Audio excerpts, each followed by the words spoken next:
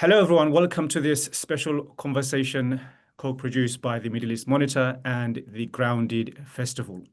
The festival runs from August 21 to 23 in Ljubljana, Slovenia.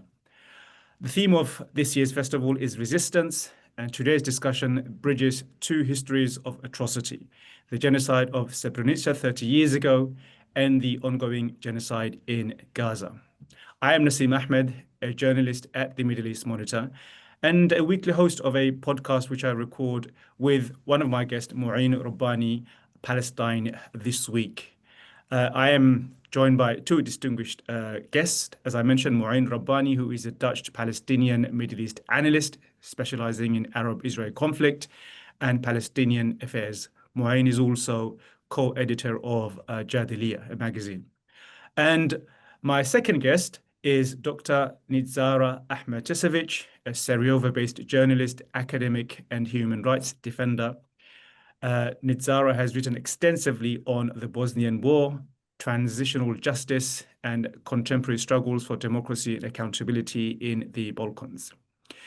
Thank you both for joining us, Mouin and Nidžara. Thank you very much. It's an honor to be here.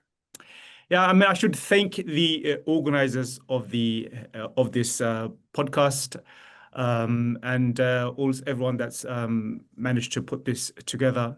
So thanks to everyone. And let's kick off with a initial reflection, really, of events from the past 20 months, the horrors that we've seen. So, Moin, begin with what are your thoughts of what we've seen over the past 20 months? What has that revealed, not just about Israel and Palestine, but also the international order? What parallels do you see between the genocide in Srebrenica and the genocide unfolding in Gaza? So let's begin with you, Moin. Well, that's a very broad question, but a very important one. So I think I would start by pointing out that we are dealing here with a genocide that is unfolding, being perpetrated in full view of the region, of the world, and the international community has, for a number of reasons, taken the decision that they will continue. Not only will they continue with business as usual, but that if the international order, if international legal institutions, if international law seeks to undermine business as usual or disrupt business as usual, then they're quite happy to see that order, to see those norms and values, to see those institutions dismantled. The second observation I would make is that decades of dehumanization, decades of demonization, decades of delegitimization preceded this genocide. As you may recall, already in the 1970s and 1980s, Israel and its allies had very successfully managed to make Palestinian and terrorist entirely synonymous. More recently, Palestinian and jihadist. The Palestinians in Gaza were collectively characterized as some kind of devil's spawn. So immediately after the Palestinian attacks of October 7th, when you began to see statements by Israeli leaders from the head of state on down, making statements to the effect that there are no innocents in Gaza, they voted for this group, and so on. That resonated with decades of prior demonization and dehumanization that set the stage and enabled it, and that in fact continues until this very day. Now, I feel much less qualified to talk about any comparisons between Palestine and Bosnia. But I would like to make just one comment. I grew up in the Netherlands. I was, in fact, living in the Netherlands at the time of the Srebrenica genocidal massacre. And also followed a lot of its fallout in terms of how it affected the Dutch government. And what's, I think, noteworthy here is that if you remember the early 1990s, when the war in Bosnia first started, you heard often two or three main arguments being put forward by those who were in support of the genocide against the Bosnians. One was that let's not forget that the people of Serbia suffered horribly during the Second World War, and they had themselves been the victims of genocide. And often, this one statement, I believe, by a Croat leader, that they intend to exterminate a third of the Serbs, expel another third, and I can't remember the exact phrase, but we saw a very similar argument being made that we should relate to present genocide on the basis of previous atrocities. In other words, those in charge of the atrocities should be given a free pass because of suffering in the 20th century. The second one is we also saw quite a bit of agitation and incitement that somehow the identity of the majority of Bosnian victims of this genocide as Muslims somehow made the war against them legitimate. And this is already in the 90s, so this is before 9/11 and before the tsunami of global Islamophobia that persists until this day. But already then, you began to see a lot of agitation about, the Muslims are out to control the world. If we don't stop them in Bosnia, they'll be in London and Stockholm and New York and all this kind of nonsense, even to the extent of, this is not a war for domination of Bosnia and to prevent its independence, but this is a war against jihadism. And the Dutch role in enabling the genocide in Srebrenica is, of course, a matter of public record. And I'm not going to review it here, but we see many of the same attitudes now, which is basically feeling a solidarity, whether it's cultural, political, or whatever, with the perpetrators, and the genuine contempt for the victims that I think has really enabled this. My last comment is, of course, Bosnia is not in the Middle East, but during the height of the Bosnian War, the broader Islamic world, it would make statements of criticism. It would make statements of condemnation.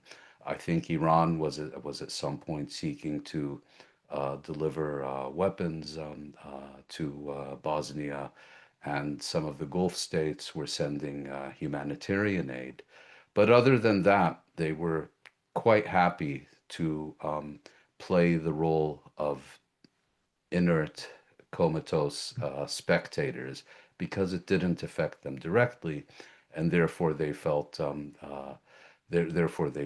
no need to intervene. Those are kind of my general observations, Yeah, thank you. recalling Yeah, what was I, happening during the 90s and trying to put it in the context of the genocide we are unfortunately still experiencing today in the Gaza Strip. yeah, we will. These are broad, broad themes. We'll unpack some of those during our conversation. You mentioned the demonization of Palestinians, touching on the process of genocide that begins with demonizations, ends with the physical, ethnic cleansing and the killing of a nation or a community. You mentioned the narrative of the perpetrators of genocide, and also how over the past 20 months we've seen the international order being stress tested in a way which we've never seen before, to the point of it collapsing, which we are seeing unfolding in front of our eyes.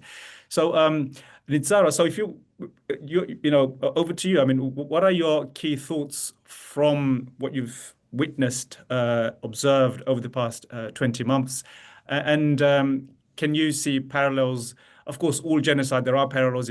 All genocide is a process. It begins with the demonization, ends, as I said, with the actual physical killing and destruction of a nation.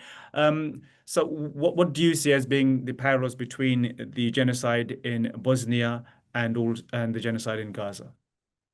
I see actually like quite a lot of parallels, and as a survivor of genocide, and me and many of my friends here in Bosnia, every day for us watching what is happening in Gaza is like trigger of our traumas. So many things are sometimes exactly the same.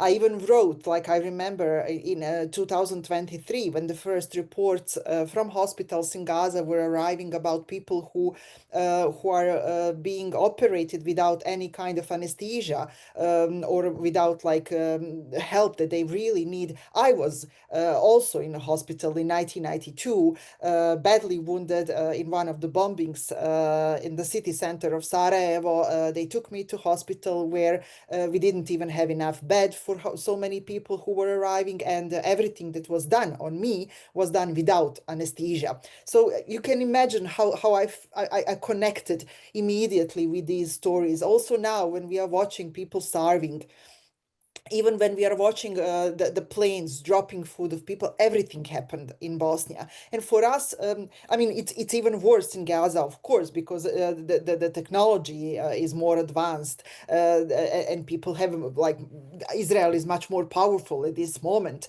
But it's painfully similar, and it just makes us ask all the time, how is this possible that you didn't see something like this? I mean, 30 years ago, it's quite a long period of time.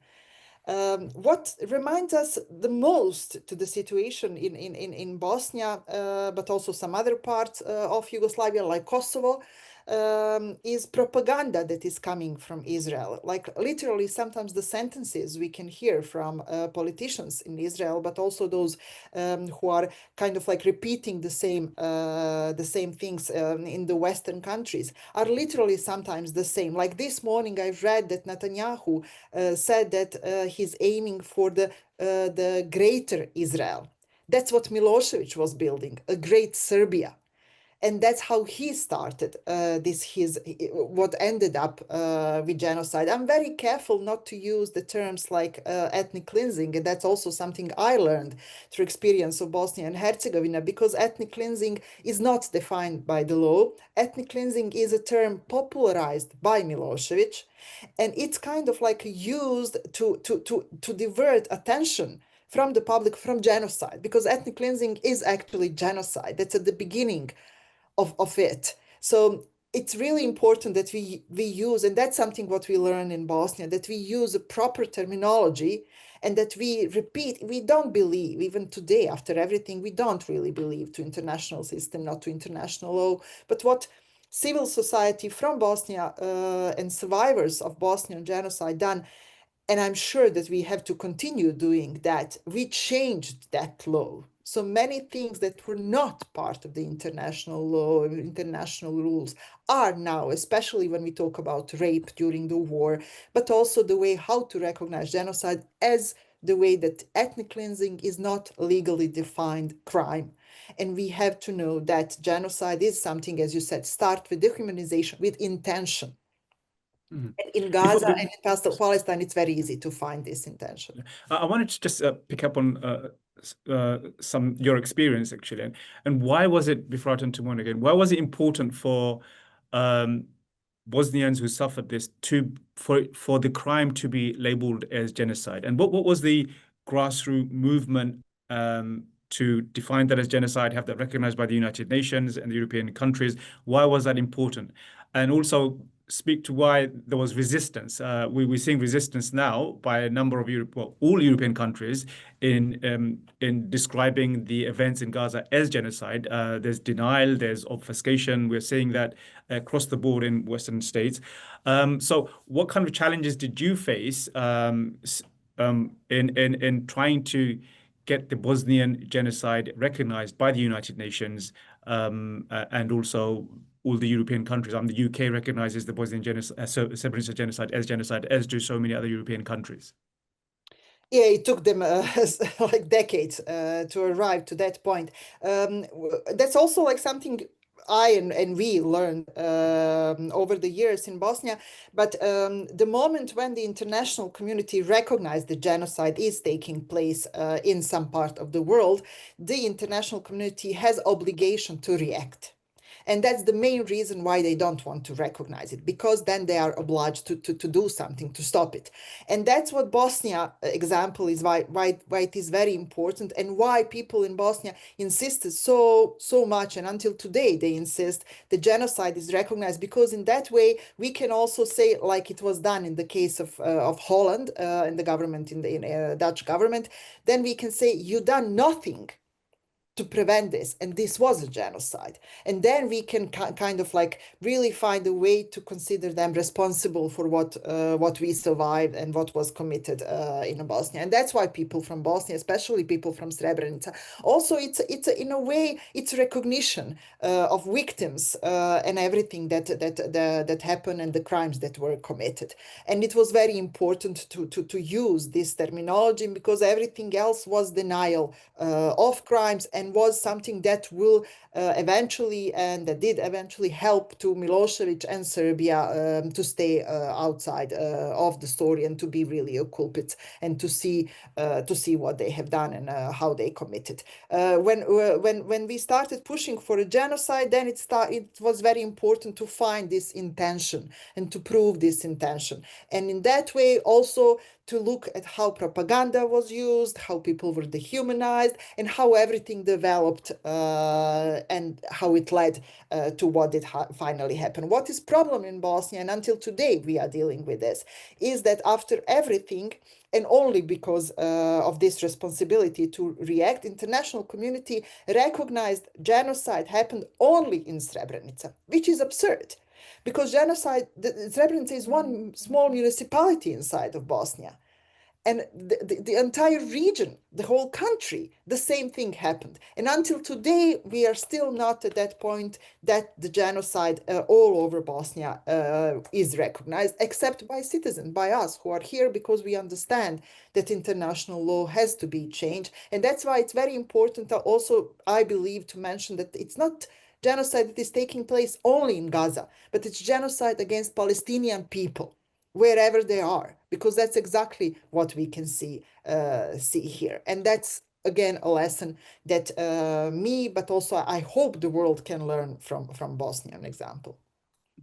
Moin, I wanted to focus on Israeli exceptionalism and build on what Sarah just mentioned, that even though there was opposition to describing the genocide in Srebrenica as genocide, we've spoken about this quite a lot. There is an Israeli exceptionalism. There's a term, progressive except for Palestine.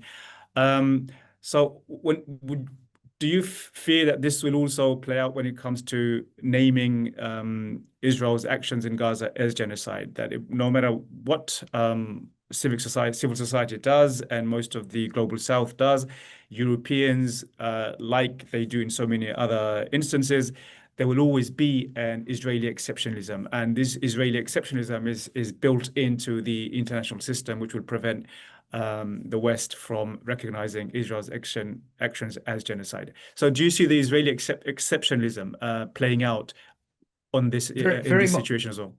Yes, I mean, very much so. Let's not forget that in the Western popular imagination, Israel is identified most closely with the idea of reparations for genocide. You had, of course, the Holocaust during the Second World War, Germany's extermination of the Jews in Europe, and then a few years later, the establishment of Israel. Now, the establishment of Israel is not seen as the ultimate outcome of the establishment of a nationalist movement in Europe in the late 19th century, made possible by British imperial control of the territory in question and so on. But rather, most people, when they look at Israel, say, oh, Holocaust, therefore Israel. I think that has now irreversibly changed, because what the case has been since 1948 is that every time Israel carries out an atrocity, every time it violates violates yet another fundamental principle of international law. It was always able to hold up the Holocaust as a shield. You know, this do you want to enable this to happen to us again? Why are you agitating for a second Holocaust and all that other nonsense? So the Holocaust was the ultimate shield behind which Israel was able to pursue a whole series of policies of dispossession, disinheritance, deportation, and so on against the Palestinian people, ultimately resulting in what is now the genocide, the Gaza genocide. I think because of all the very credible accusations of genocide that have been made against Israel by the world's leading international human rights organizations, including now even Israel's leading human rights organizations, by genocide scholars and Holocaust scholars and so on, and by others, that shield no longer exists. And so what you now see is Israel seeking to maintain its exceptionalism by making all kinds of crazy accusations, that the world, you know, that Israel's opponents are trying to redefine genocide and so on. And more importantly, by trying to actively suppress any discussion and debate of Israeli policy, and particularly of its genocide. If I could just get back to one point that was made by Nidžara, you mentioned that only Srebrenica was recognized as genocide, and you're of course uh, entirely correct in that. And I'm not going to claim to be anywhere near as familiar with this history as you are, but when South Africa submitted its genocide claim against Israel before the International Court of Justice, I looked at this history, and what I found was that the International Court of Justice, for the most part, relied almost exclusively on the judgments of the International Tribunal on former Yugoslavia to reach its own conclusions. In other words, my impression was that the ICJ was unwilling to reach any rulings that contradicted those of the international tribunal. And secondly, the genocide case before the International Court of Justice was, I think, the main accusation was that Milosevic was aiding and abetting the genocide in Bosnia. So, in a sense, it was a more complex case than that which is now before the ICJ. But I also think that case shows very clearly that this exceptionally restrictive interpretation of genocide is no longer fit for purpose, because if you use those same criteria, then it's almost impossible to label any genocide a genocide. Nevertheless, I think another important development here is in response to South Africa's submission to the ICJ, the court has on multiple occasions um, uh, adopted provisional measures, effectively telling the Israelis, unless you do A, B, and C, unless you stop doing X, Y, and Z, you will be in violation of your obligations under the Genocide Convention. In other words, that is that will be evidence that, in principle, you are committing genocide. And on every single occasion, Israel has denounced these rulings and has not implemented a single one of those measures. And therefore, you know, and I think the mere fact that the world has seen Israel credibly accused of genocide before the world's highest court, and having seen the Israeli response to that accusation, I think this shield of the Holocaust that Israel has been able to use so successfully for almost a century is no longer effective. In other words, people are beginning to assess and judge and understand Israeli actions based on what Israel is actually doing to the Palestinians, and no longer give Israel this huge margin of being able to do whatever the hell it pleases because of what Germany did to the Jews of Europe in the 1940s. If I can ask Nidžara, the actual work that goes into the evidence gathering that goes into demonstrating that a genocide has been committed. So of course, there's a number of teams who have been exhuming bodies. Every year, there's a burial of Bosnians who were massacred in Srebrenica. So there's an ongoing effort to provide evidence. So in terms of the work you've been involved in and the teams that have been involved in gathering evidence over the years, what can the Palestinian, what can we learn from that, and and share with the Palestinian genocide or genocide in Gaza? So what would the best practice, ways of gathering evidence? What kind of teams need to be put together in evidence gathering so that there's a clear evidence showing that what is happening in Gaza is also genocide? So what can we learn from the Bosnian case that can be transferred to the Palestinian case? To be very honest, I think that we people in Bosnia, we can learn quite a lot from Palestinians now. I mean, it's unbelievable how they're dealing with all this and how much they are working and what is happening. It's really amazing to follow all this. And we are learning at the same time.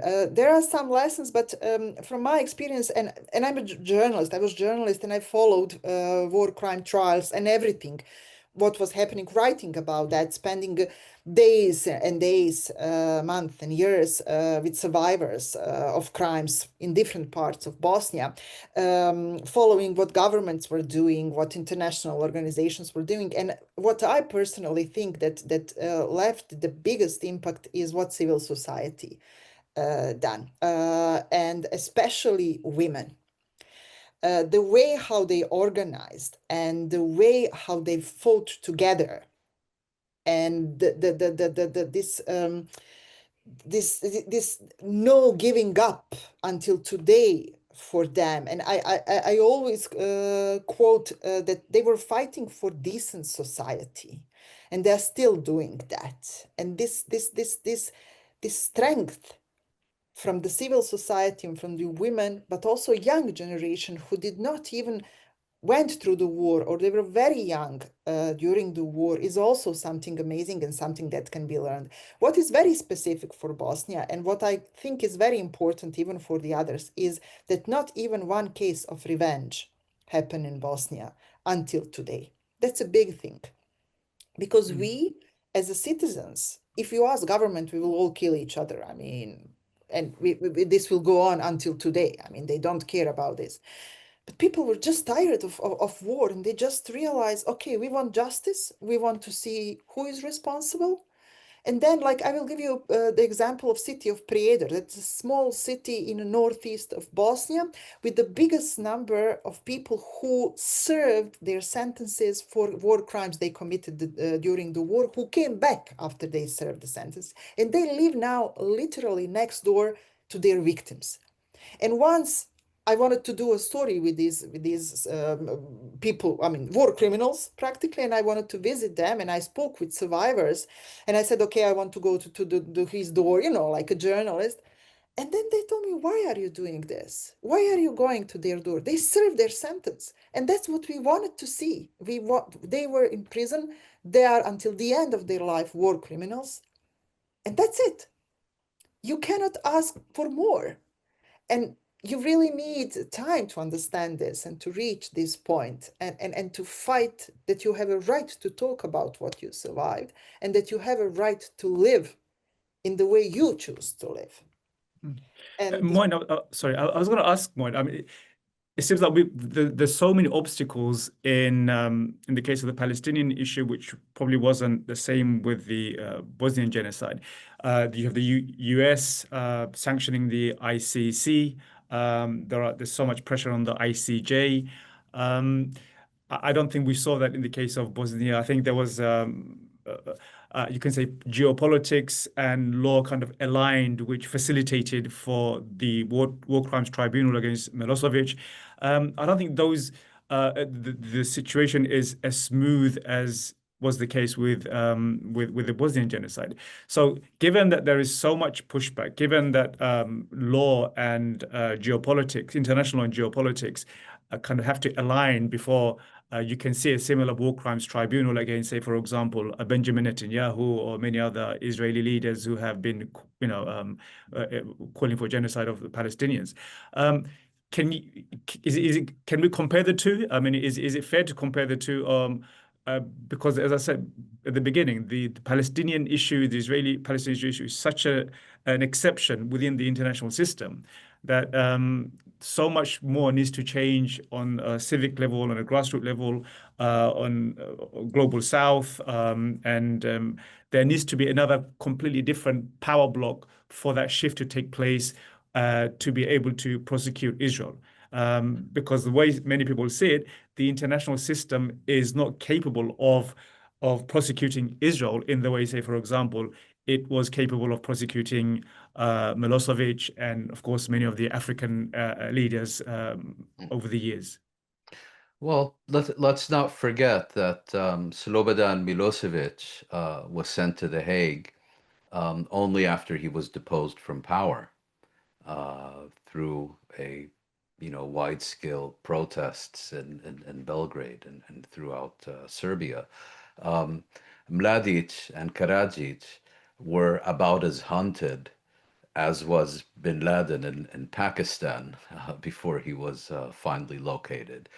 But having said that, and taking account of all the ways, yes, there were people seeking out these war criminals to ensure they face justice, but this was hardly an international priority. It was hardly one in which states were actively involved. But having said that, they were eventually arrested, extradited, tried, convicted, and sent to prison. Now, in any version of the world that you're familiar with, can you imagine Netanyahu ending up in The Hague or any of his colleagues? I think we have to accept that under the world order as it currently exists, not only will there be no accountability for Israeli war criminals, there can be no accountability for Israeli war criminals, and it will only be as a result of fundamental changes to this order and the way it works. It will only be as a result of that accountability in the meaningful sense of the term for Israel's war criminals can even be contemplated. That, unfortunately, I think, is the unfortunate truth of the current situation.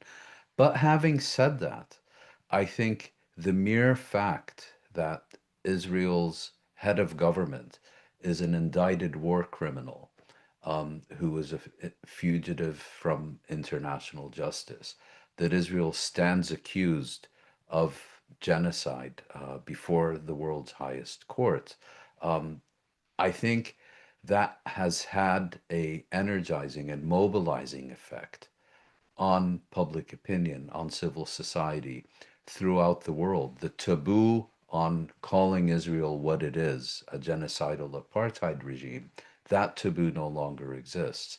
And that, in turn, is unleashing waves of discussion, debate, activism that I think is capable of producing the changes that are needed, so that accountability for Israeli war criminals, or rather so that impunity for Israeli war criminals ceases to be a central foundation of Western foreign policy and begins to be replaced by accountability for its war criminals and consequences for the state that is perpetrating these war crimes.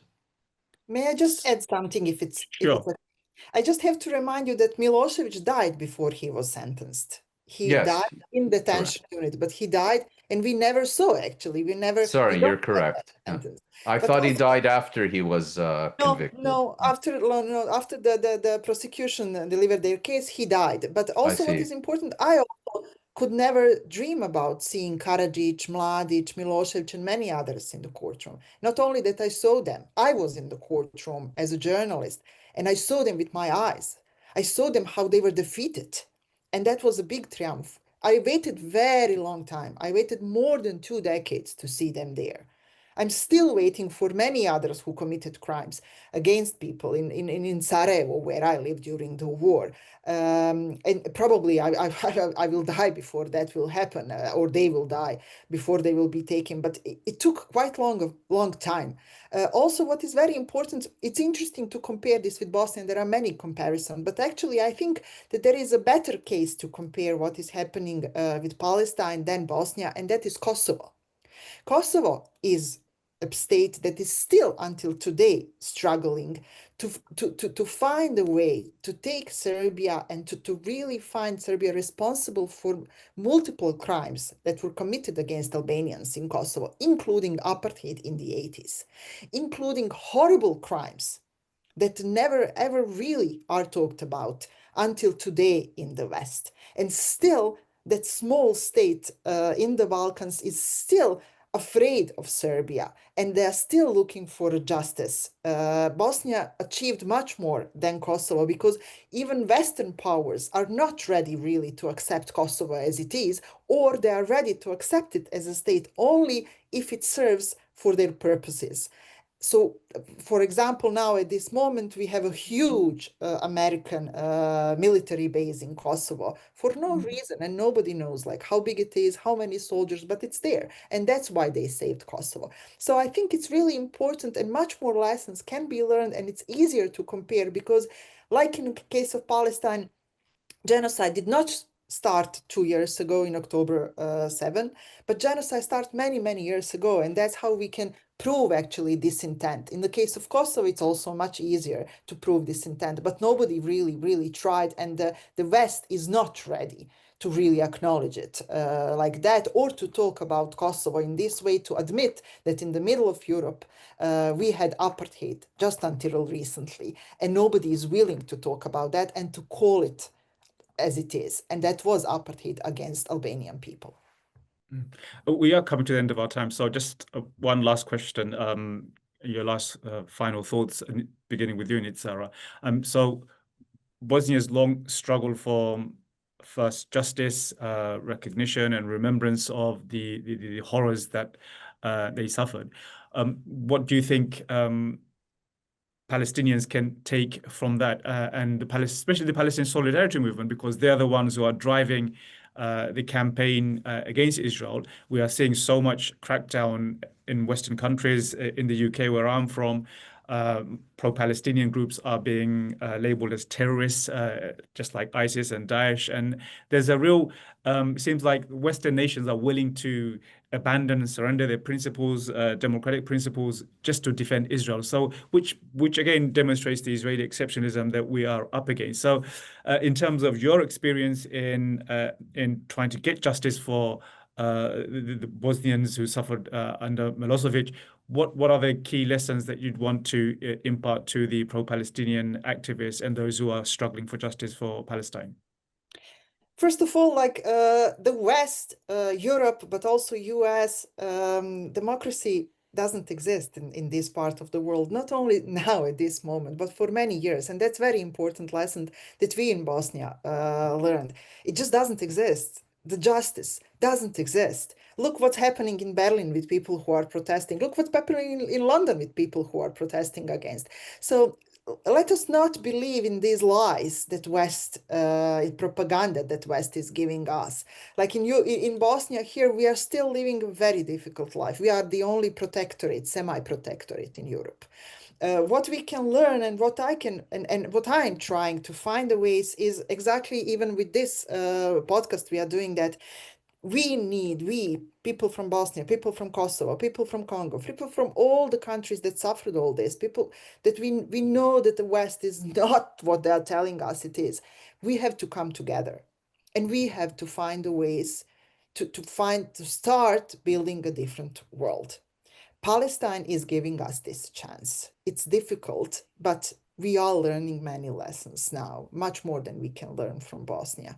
And it's, we just cannot believe anymore in this illusion of the West. And that's very, very important for all of us. Don't wait for international journalists to go there because they're not telling you the truth. Don't wait for the UN. UN like failed in so many countries. In Bosnia, they totally failed. Everything failed. Even this ICTY in case of Bosnia or International Court, they failed us. They failed us over and over again. They failed us. They failed Rwanda. They failed Congo. They failed Sudan. Everybody. So why are we still trusting in them? Let us get together and let's decide about ourselves together and let's create a different world and let's dismantle this propaganda and these lies that we are forced to live in for so many years. That's the main lesson that I learned in these 30 years living through genocide and in post-genocidal society, which is also very, very difficult. And I mean, we saw a little bit of justice, but I'm not even sure that I know the meaning of the word justice. Definitely, I don't know what the peace is. This is not peace, what I'm living here. And to you, Mouin, just concluding thoughts before we end. Yes, again, the parallels are interesting. I remember during the 1990s, there was also a siege. It was a siege of Sarajevo. And at one point, I think mortar shells were fired at the market in Sarajevo while it was packed with shoppers. Dozens were killed, if I recall correctly. And just as today, the story went out. Actually, this is the Bosnians shooting them, bombing themselves so that they can get international sympathy, and so on. And so the parallels in the propaganda are really worth looking at. And again, what I recall about the Sarajevo market bombing is that the purpose was not to convince us that the Bosnians were the ones who were bombing their own market. The purpose was to sow doubt and confusion. Um, if people like you and me, well, not Nidžara because she was there, but Nasim, if people like you and me, who were outside the country and following it as a news story and began to see these contradictory reports and say, it does look like the Serbian forces who are besieging Sarajevo are responsible for this bombing, but we really can't be sure because there is also this other argument that it was in fact the Bosnian. We're going to have to wait and see to get a credible conclusion and make up our mind. And what is the result of that? We sit on our couches and do nothing because we're sufficiently confused to be able to reach clear political conclusions and to have the moral clarity required to do something about it. It's exactly the same now. With all these major events, Israel is not trying to convince us of the veracity of its propaganda. It's simply hoping to sow sufficient confusion that we become immobilized. If I turn now also to the Srebrenica massacre, in the I believe it was in 1997, a report came out about that massacre. I think it was a Dutch government commission that looked into it, and it basically found reached major conclusions about the failure of the Dutch forces in Srebrenica to prevent the genocide and its collusion with Mladic and his forces there. That report came out. The Dutch prime minister looked the other way and pretended this report did not exist. The Dutch cabinet basically didn't take any meaningful response because of this report.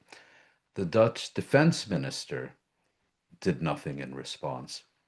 It was left to a man named Jan Pronk, the Dutch Minister of International Development Cooperation, who had absolutely no relationship to Dutch decision-making in Srebrenica during the genocide, to say, well, If no one else is going to take responsibility, then I will. He resigned, and the government fell. And it was that, I think, that began to set in motion the process, still ongoing, by the way, of the Dutch taking responsibility for their complicity in the Srebrenica genocide. And as a final note, I should add, Jan Pronk is today, he's long since retired, but he's today one of the most outspoken Dutch public figures against the genocide, the Gaza genocide. Thank you, Mouin. It's been a fascinating conversation. If anything, I mean, Bosnia's long struggle for justice is a lesson for everybody. In the case of Palestine, of course, the occupation and ethnic cleansing has been going on for many, many decades. But as Bosnia shows, I think the long march for justice is, well, the march for justice is long, and it's paved with a lot of pain and heartache and a lot of effort by people all over the world. So that is the lesson, I guess, to take. And I want to thank my two esteemed guests, and also thank Barbara Reicheli, the main director, organizer of the Grounded Festival, for bringing this dialogue and this conversation together. And on behalf of the Middle East Monitor, I want to thank Grounded Festival, and of course thank my two guests, Mouin Rabbani and Dr. Nidžara Ahmetašević. Thank you for your insights and your reflections, and I hope to see you again soon. And I hope the viewers who are tuned into this and are watching this, you enjoy this conversation, special conversation brought to you by the Middle East Monitor and the Grounded Festival. Bye-bye. Thank you. Thank you very much.